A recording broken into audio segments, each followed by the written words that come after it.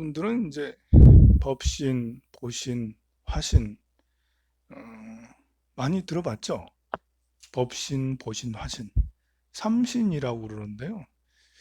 무엇을 법신이라 하고 무엇을 보신이라 하고 무엇을 화신이라고 할까? 명확하게 구분이 되나요? 법신불은 이제 이렇게 비로자나 부처님이구나 하면서 진리 그 당체, 우리 근본 생명, 근본 빛, 뭐 이렇게 진리라고 할 수 있는 그것을 인물로 굳이 표현한다면 비로자나 부처님이라고. 그래서 법신은 그래도 좀 구분할 수 있겠어, 그죠? 근데 보신하고 화신은 뭔지 알아요? 화신은 성자로 나타난 분, 깨달은 우리 부처님이 실제 몸으로 나타나셨어. 사람으로 나타나기도 하고, 뭐 동물로 나타나기도 하고, 꿈으로 나타나기도 하고, 뭘로 이렇게 형상으로 나타나서 어, 마치 석가모니 부처님처럼 이제 그 인도에서 태어나서 왕자의 아들로 태어나서 출가를 해서 성도를 하고 45년 동안 설법을 하고 열반에 드시고 이러이러한 일생 일대기가 바로 화신이라 할 수 있어요. 법신불의 화신이 되는 거죠. 화라는 것은 마치 손오공이 뿅 해가지고 이제 머리카락으로 해서 또 다른 손오공을 만들어내는 것처럼 법신불이 어떤 중생을 제도하기 위해서 석가모니 부처님의 모습으로 또 다른 모습으로 뭐 이렇게 그 관세음보살님은 32응화신이라고 그러죠. 32응신 32가지 몸으로 중생을 제도한다. 지정보살님도 역시 32가지 몸으로 중생을 제도해요. 그런데 1100억 화신 석가모니 부처님은 1100억 화신으로 그야말로 이제 같이 그 숫자를 헤아릴 수가 없죠. 1100억이면 1100 곱하기 1000 곱하기 100 곱하기 억이니까 뭐 몇 병인지 얼마인지 숫자로 셀 수가 없을 정도로 그렇게 많은 모습으로 중생을 제도한다 했으니까 그냥 드러난 모습은 다 화신이구나. 내 옆에 있는 모든 생명들은 다 석가모니 부처님이 화신이구나 라고 생각하는 게 제일 속 편할 수 있죠. 화신을 누가 석가모니 부처님이 화신인지 이런 걸 뭐 굳이 구분할 필요 없이 모두가 다 석가모니 부처님 화신이구나 생각할 수 있어요. 그러면 보시는 뭐지? 보시는 공덕의 몸이라고 그러는데요.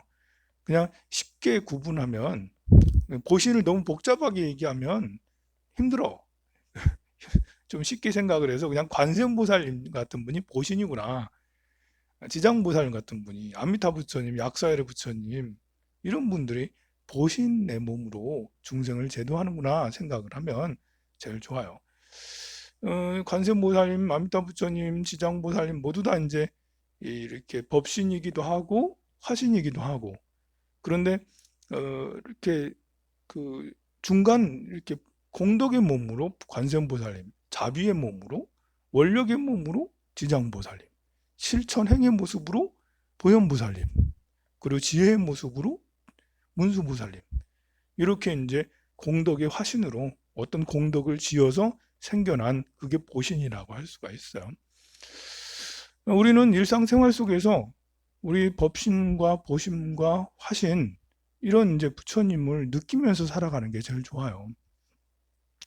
일상생활 속에 살아가는 우리들은 대부분 법신, 보신, 화신을 느끼기보다는 그 돈을 느끼죠. 돈이 제일 중요해. 돈이 신이 됐어. 또 먹을 게 신이 됐죠. 먹을 거에 우리는 아주 그 원시 시대 때부터 먹을 거에 촉각이 굶었던 적이 하도 많아가지고 먹는 것에 먹는 것이 신이 돼 버렸어. 재물이 신이 됐어. 그리고 자존심이 신이 됐어. 무시받는 거 싫어하고 칭찬받는 거 좋아하는 자존심. 그래서 더 높은 권력을 막 쓰려고 하는 그런 욕심으로 이어지게 되죠. 이런 자존심이. 그런 것에 이렇게 매여서 살다 보면 법신, 보신, 화신 이런 것이 깡그리 잊고 살아가는 거예요. 대부분의 사람들은 진리의 세계를 생각하기보다는 그냥 현실적이잖아.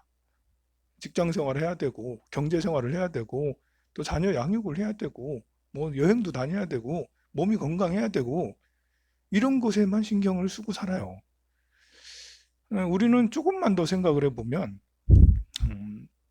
사람이 죽으면 어떻게 될까? 아, 그럼 다음 생이 있겠지.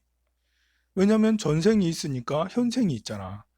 우리가 이제 우리 살아가는 모습을 보면 전생이 없이는 전생을 설정하지 않으면 해결 안 되는 게 너무 많아요. 하나님이 창조하긴 뭘 하나님이 창조해. 전생이 있으니까 현생이 있게 되는 거고, 그 말은 다시 말해서 내생이 있게 되는 거잖아요.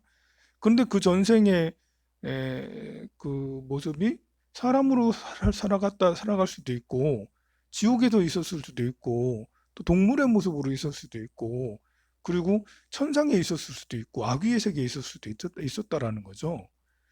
그래서 우리는 이 조금 더 나의 생각을 좀 더 폭넓게 가지면 이 현실 세계, 우리가 살아가는 이 한 생 동안, 100년 동안의 세상이 정말 꿈 같고 그림자 같다라는 것을 알 수가 있어요. 동물들한테는 중요한 게 밥 이외에는, 먹을 거 이외에는 별로 집하고 밥하고 별로 이것만 중요하지 돈이 중요한 게 아니거든. 동물들한테는 돈이 중요한 게 아니죠. 천상에 있어도 돈이 그렇게 중요한 게 아니에요. 인간 세계에 있다 보니까 돈이 중요하게 돼버렸어요. 자본화된 사회에 있다 보니까 더욱 그렇게 됐죠. 우리가 이제 공동체로 있을 때는 공동생산해서 우리 아버지가 저기 사냥 가가지고 수렵생활 할 때 사냥 가가지고 그 소 한 마리 아니지 소 말고 멧돼지 한 마리 잡아오면 우리 집안 전체가 다 이제 그거 먹고 뜯어먹고 그렇게 살고 그랬을 때는 재물이 그렇게 중요하지 않았었잖아요. 근데 지금은 재물이 굉장히 중요한 때가 됐어요. 그런데 우리 이 한 몸이 다 하고 다른 몸이 되게 되면 재물은 또 하나도 쓸모가 없을 수도 있죠.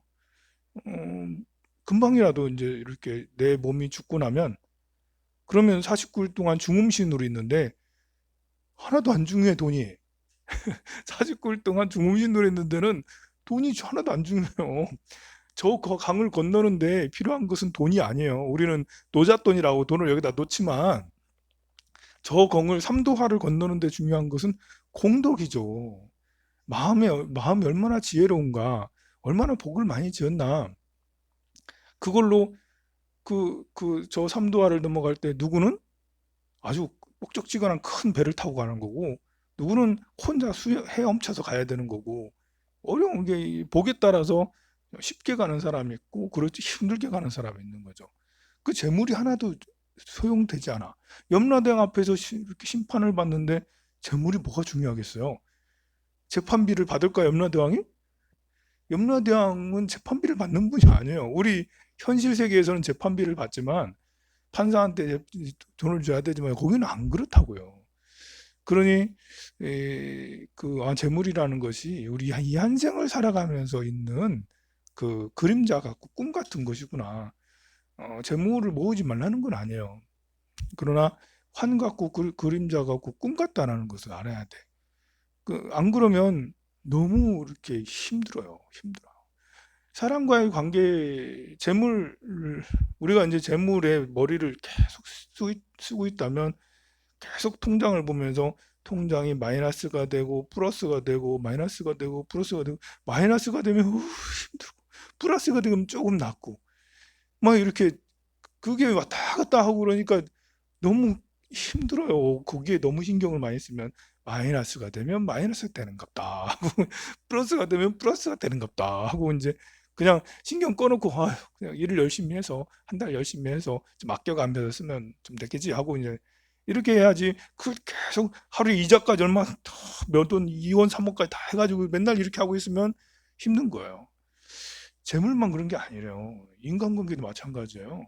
인간관계에서 힘든 건 뭐냐면 너무 가까이 있다라는 거예요. 사람이 너무 가까이 있으면 일비일이해요. 나한테 조금만 잘해주면 내가 기분이 좋고 내 눈에서 조금만 멀어지고 조금만 이렇게 잘못하고 뭐 수상한 짓을 하고 그러면 이렇게 거기 막 따라가면서 뭐 하고 있지? 뭐 하고 있지? 혹시 누구 만나는 거 아니야? 이러면서 이제 계속 따라다니면 이렇게 인간관계에서도 너무 가까이서 이렇게 들여다보고 이러면 내가 거기에 휩쓸려 따라다니게 되는 거예요. 부부지간도 마찬가지, 아들, 딸도 마찬가지예요. 아들, 딸도 계속 주시하고 있으면, 그러면 아들이 조금만 아프면 내가 정말 아픈 것 같고, 아들이 기분 어디 합격하면 내가 정말 합격한 것 같고. 근데 사람들의 삶이라는 게 이렇게 그, 그- 그러니까 행복도라, 우리 살아가면서 성공 확률보다 실패나 좌절 확률이 더 높거든요, 우리가. 우리 인생살이 보면. 그러니까 행복할 확률보다는 힘든 확률이 훨씬 더 높아. 그러니 아들이 힘들 확률이 훨씬 더 높기 때문에 아들하고 나랑 싱크로가 돼서 계속 아들 생각 주시하고 있으면, 그렇지 않아도 내 삶도 힘들어 죽겠는데 아들까지 힘들어. 그래서 옛말에 이렇게 그 자식이 많으면 많을수록 엄마는 평생 지옥에 산다고, 이게. 자식이 많으면, 5명의 아들이 있으면 이 아들 중에 5명 다 좋을 리가 없잖아요. 그 중에 한 명은 힘들다고. 그러면 그것 때문에 그래, 관계도 사실은 꿈 같고 그림자 같고 물거품 같은 것이라는 걸 생각해서, 아들이 취업을 하면 취업을 하는 대로, 못하면 못하는 대로, 그리고 이제 가난하면 가난한 대로, 부자면 부자한 대로, 좀 아프면 아픈 대로, 건강하면 건강한 대로, 그냥 이제 20살이 넘어가면 나한테서 떼놔야겠구나. 남남으로 살자. 이제 남남으로. 우리는 남남으로 살려고 해도 사실 남남으로 안 살아져요. 가족이라는 거는. 그래서 아예 신경을 꺼놓고, 네 인생은 네가 살아. 라고 해서, 나는 다 키웠으니까 이제는 끝났어. 멀리 떠나, 제발 좀 떠나. 내 눈앞에 보이지 마라. 내 눈앞에 보이지 마. 그래서 떼놔야 되고 홀로 설 수 있도록 부모님은 조언자가 돼야 되겠죠. 어, 가족 간에, 부부 간에도 역시 마찬가지죠. 우리는 가까이 있으면 계속 주시하고 있어요. 막 이렇게 무슨 연 날리는 것도 아니고 그렇게 계속 주시하고 있으니까, 그러면 이제 그 정말 일비일이가 아니라 계속 힘들어. 한 번이라도 좋아야 될 거 아니야. 좋은 적 별로 없고 계속 힘들게 돼요. 그러니 그런 것들에 대해서 벗어나야 된다. 그런 걸 이제 자꾸 이런 식으로 설명을 해서 벗어나게 되는 것은 한계가 또 있어요. 여러분들의 마인드가, 기본적인 마인드가 이렇게 떨어져서 보자라고 자꾸 그렇게 하고요. 더 나은 것, 더 그런 생각에 더해서 발버리심을 해야 돼. 진리를 향한 마음을 갖자. 시선을 바꿔야 돼. 시선을 내 재물하고 내 가족 관계하고 내 건강, 여기다 시선을 둘 게 아니라 시선을 뚝 돌려서 부처님으로 가야지. 내가 저런 사람이 되면 얼마나 좋겠나. 관세음보살. 내가 관세음보살님이 되고 싶어.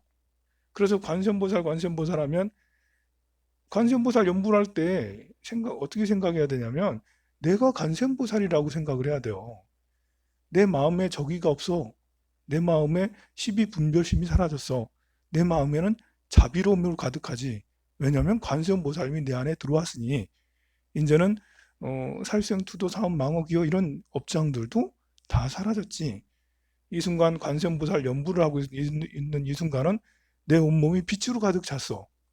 탐진치 삼독이 사라져 있어. 자비로움이 가득해. 나는 이제 세상에 누구도 사랑하지 못할 사람이 없고, 용서하지 못할 사람이 없고, 믿지 못할 사람이 없어. 나는 누구나 다 믿을 수 있고, 용서할 수 있고, 사랑할 수 있어. 라고 그렇게 관세음보살님이 그러잖아. 관세음보살님이 내 몸으로 들어왔지. 이렇게 생각을 해서 내가 관세음보살이다. 라고 그렇게 이제 해야 되겠죠. 그것이 이제 자칫해서 이상하게 되면 교주가 되겠죠. 여러분들은 교주 될 확률이 별로 없어요. 수행 삼아서 이제 내가 관음보살님이구나. 수행으로 하는 것이, 진짜 그렇게 착각을 해가지고 나는 관음이니까 너희들은 나에게 절을 해. 나한테 절 안 하면 과부가 될 줄 알아? 이러면 이제 안 되는 거죠. 이러면. 그래 이제 법신, 보신, 화신. 그래, 우리는 옆 사람이 화신이라면 나도 화신일 수 있고요. 옆 사람이 보신이라면 나도 보신일 수가 있어요. 그래서 보신으로 살아가는, 화신으로 살아가는 그런 삶을 추구해야겠구나. 이 눈앞에 이렇게 우리 인간의 삶으로만 살아가게 되면 정말 너무 너무 힘들게 살아가요. 그런 게 아니라 세계에는 지호가 위축생도 있고 천이나수라도 있고 또 정신세계 우리 정신 우리 관세음보살님 지장보살님이 알게 모르게 우리에게 빛을 주시고 깨달음을 주시고 힘을 주셔.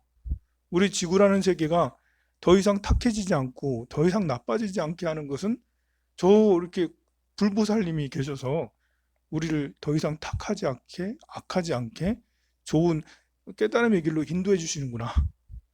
우리는 이런 믿음을 가지고 있어야 돼요. 그것이 이상하게 흘러가면 사이비처럼 돼버리지만 우리는 선한 믿음을 가지고 이렇게 불보살님이 항상 우리 지구인들을 이끌어 주는구나.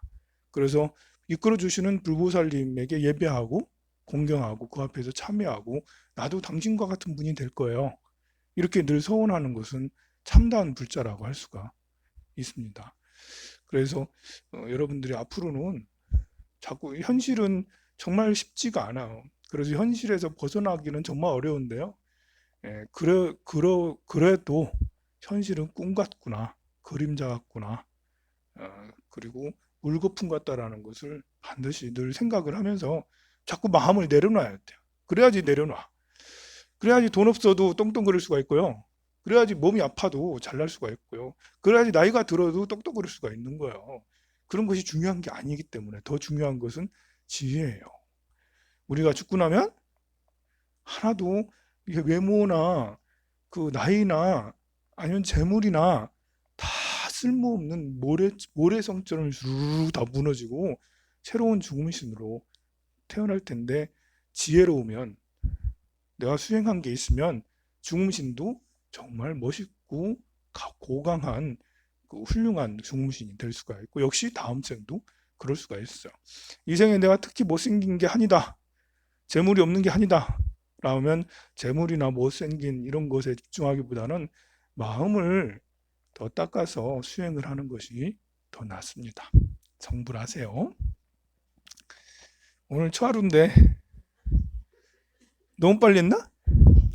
오늘 초하루인데 그냥 온라인으로 이렇게 해야지 뭐. 그래도 우리는 띄엄띄엄 앉아서 다행이에요, 그죠? 적게 와서 다행이야.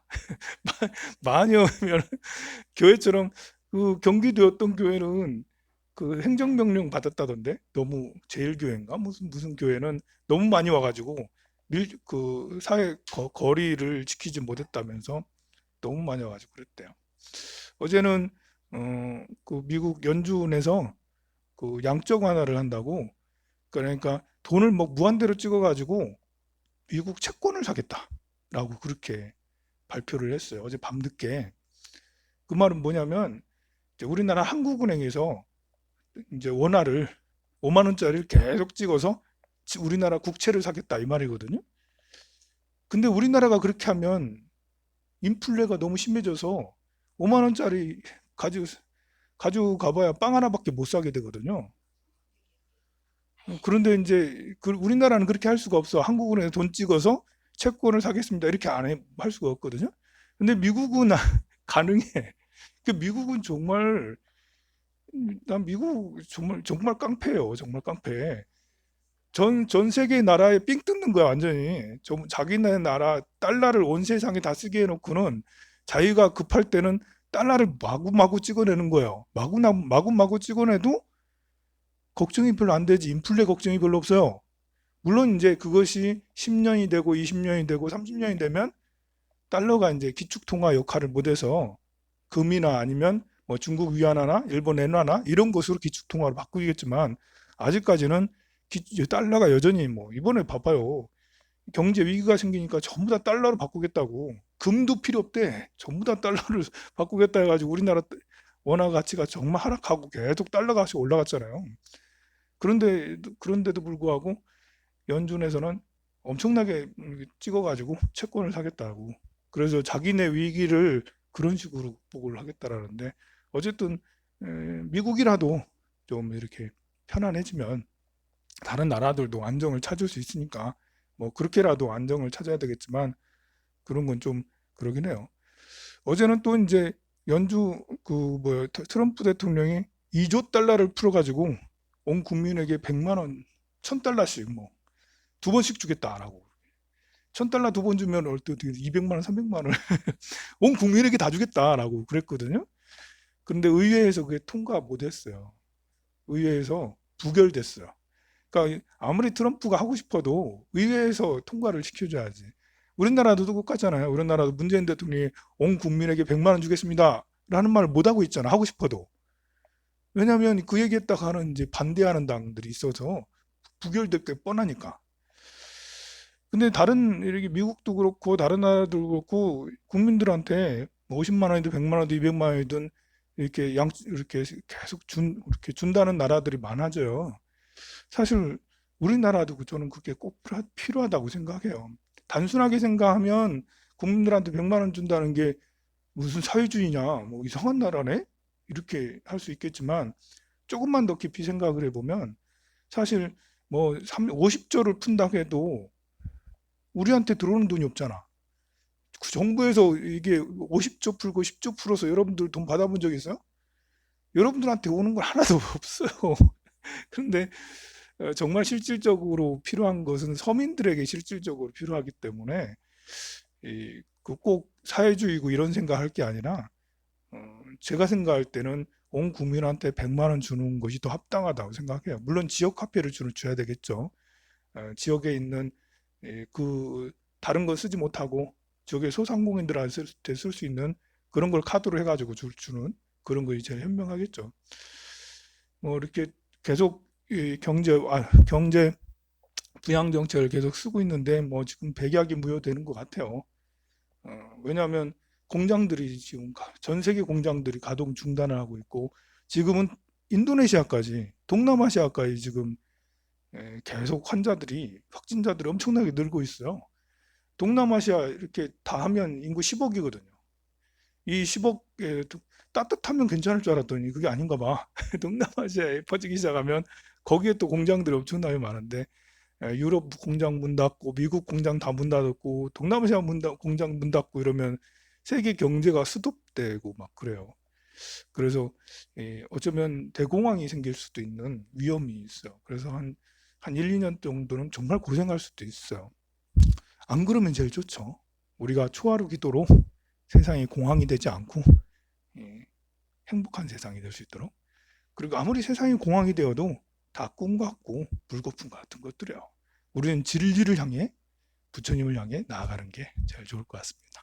성불하세요.